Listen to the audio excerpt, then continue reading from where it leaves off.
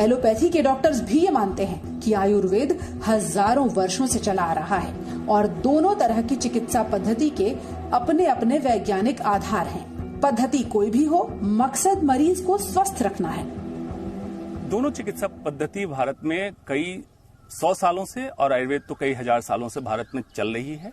दोनों established science है, दोनों के पीछे वैज्ञानिक तथ्य हैं, तथ्य की पुष्टि है, प्रमाण है और उसी हिसाब से इलाज होता है। एलोपैथ अपनी तरीके से काम कर रहा है, आयुर्वेद अपनी तरीके से काम कर रहा है। एलोपैथ और आयुर्वेद का सामंजस्य बिल्कुल संभव है, लड़ाई की कोई गुंजाइश नहीं है। दोनों की जगह स्थापित की जा सकती है और हिंदुस्तान में स्वास्थ्य व्यवस्था इससे बेहतर की जा सकती है।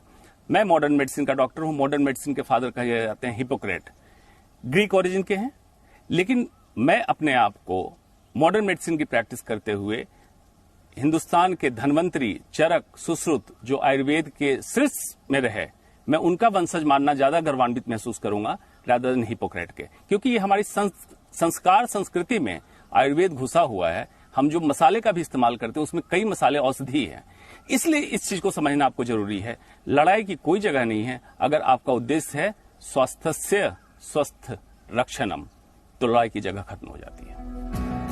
इस बात पर बहस का कोई मतलब नहीं है कि कौन सी चिकित्सा पद्धति से कोरोना संक्रमित का इलाज होना चाहिए, बल्कि मरीज को जल्दी ठीक करने के लिए जिस भी तरीके का इस्तेमाल किया जा रहा है उसका सटीक होना जरूरी है।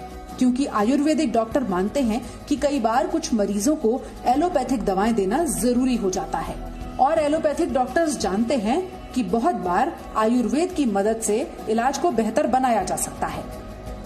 दिल्ली से अमित प्रकाश के साथ पूजा मक्कड़, जी मीडिया।